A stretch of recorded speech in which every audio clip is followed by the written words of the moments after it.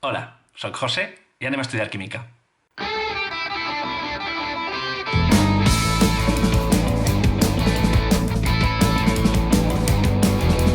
Al vídeo d'avui us duc una posta prou interessant, que és la de treballar en un simulador online. És el de FET, el de la Universitat de Colorado, i anem a emprar-lo per ajustar equacions químiques. Voleu que comencem? Va, comencem. Bé, el primer que ens trobem en seguir el link que us deixo a baix és aquesta pàgina d'introducció.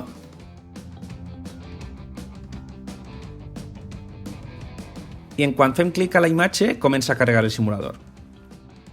Una miqueta de paciència i ja ho tenim.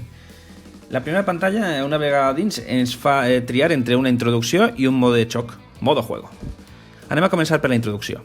L'espai de treball en aquest simulador és molt paregut a l'exercici d'ajustar i dibuixar molècules. Tenim l'espai per als reactius i l'espai per als productes. Abans de començar, veiem també que se'ns permet moure'ns entre tres possibles reaccions d'exemple, protagonitzades per l'amoníac, l'aigua i el metà. A més, tenim dat unes herramientes, per controlar el que anem fent. I la veritat és que la meva ferramenta favorita és la de la balança. Vaig activar-la. Ara, el funcionament del programa, com us deia, ens mostrarà les quantitats de molècules i àtoms que tenim per anar ajudant-nos amb l'ajust de l'equació química. Mireu, a mesura que vaig alterant els coeficients que multipliquen a cada substància, me van eixint dibuixades les molècules, igual que fèrem nosaltres al vídeo anterior, però és que a més, les balances a la part superior m'estan ajudant amb els comptes dels àtoms de cada element, fins a aconseguir tindre igual quantitat en reactius que en productes. Un exemple de tot això. Fico una molècula d'amoníac i em recompta els seus àtoms de nitrogen i hidrogen i veig com en alterar el d'hidrogen vaig tenint més hidrogen o menys als reactius, equilibrant la balança. Vaig a començar a resoldre. Si tenim dinitrogen, necessitaré 2 amoníacs. Ok, i ja està el nitrogen ajustat en 2 i 2. Anem a veure què passa amb l'hidrogen. La balança m'avisa que tinc 6 àtoms d'hidrogen. Anem a per 3 molècules d'hidrogen. 3 per 2, 6. Ole, premi, ja està ajustat. Puc fer el mateix per les altres 2 reaccions d'exemple.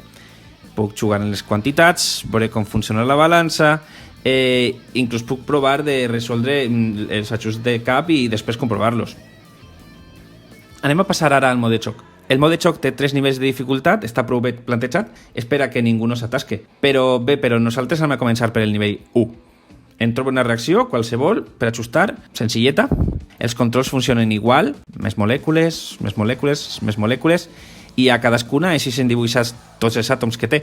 Però ull, que ja no tenim la ferramenta de la balança i hem de resoldre per nosaltres mateixos. Ara menys molècules, menys, i tracta d'ajustar.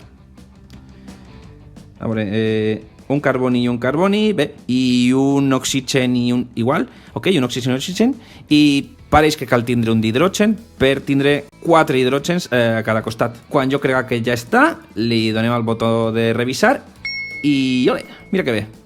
Va, una altra. A tot això el que hem de tindre clar és que totes les nostres regles apliquen encara. Comencem, per exemple, comparant el tetrafòsfor i el fosfà. I la substància que m'he d'assegurar que estigui ben ajustada abans d'arribar als elementals és el fosfà. Pareix que necessite 4 per compensar els 4 fòsfors del tetrafòsfor i una vegada ajustat el fòsfor em fixe a l'hidrogen. Tinc 4 per 3, 12, cosa que el puc veure als números escrits o també al dibuix, i això significa que vaig a necessitar 12 àtoms d'hidrogen que em venen en 6 molècules de 2 en 2. Així, 6 per 2 són 12, igual que 4 per 3, i a comprovar. Pues vale. Ara vaig a fer-les de més a molta més velocitat per arribar a la fi i mostrar-vos una última cosa. Quan he superat una tanda de 5 exercicis, em fique la meva nota. Festa! Festa! Però el que us volia ensenyar és que la vostra nota es queda temporalment registrada, mentrestant esteu connectats a la pàgina. Així que podeu anar passant de nivell o repetir lliurement. Hi ha només una única cosa molt important i és que el botó taronja de baix a la dreta és el reset i borrarà totes les vostres puntuacions. Ok, això és tot. I ara, com sempre, us toca a vosaltres a practicar. Espero que us agrade. Ciao!